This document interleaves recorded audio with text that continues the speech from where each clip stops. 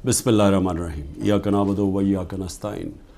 मेरे पाकिस्तानियों, जब तक ये पैगाम आप तक पहुँचेगा, मुझे ये अरेस्ट कर चुके होंगे और मैं जेल में होऊंगा, तो मेरी आपसे सिर्फ एक ही रिक्वेस्ट है, अपील है कि आपने घरों में चुप करके नहीं बैठना। मैं ये जो जद्दोजहद कर रहा हूँ, ये अपनी ज़ात के लिए नहीं कर रहा, ये अपनी कौम के लिए कर रहा हूँ, आपके लिए कर रहा हूँ, आपके बच्चों के मुस्तकबिल के लिए कर रहा हूँ। अगर आप अपने हकूक़ के लिए नहीं खड़े होंगे, आप ग़ुलामों की ज़िंदगी गुजारेंगे, और ग़ुलामों की कोई ज़िंदगी नहीं होती। ग़ुलाम ऐसे होते हैं जैसे चूंटियाँ ज़मीन पे होती हैं, उनके ऊपर परवाज़ नहीं होती।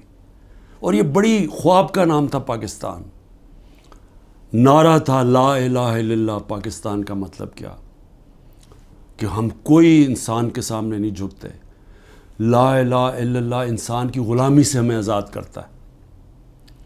और हमारे नबी सल्लल्लाहु अलैहि वसल्लम ने अपनी मदीना की रियासत में सबसे पहले इंसानों को आज़ाद किया था अदल और इंसाफ दे के। ये है जंग इंसाफ की, आपके हकूक़ की, आपकी आज़ादी की।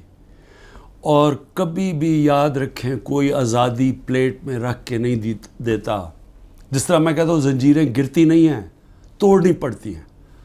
पुरअमन एहतजाज आपने करते रहना है जब तक कि आपको आपका हक नहीं मिलता। और वो सबसे बड़ा फंडामेंटल राइट है, वोट के ज़रिए अपनी हुकूमत मुंतखब करना, ना तो किसी और कोई कब्ज़ा ग्रुप इस मुल्क के ऊपर कब्ज़ा करके बैठ जाए जो आज कब्ज़ा करके बैठा हुआ है। शुक्रिया।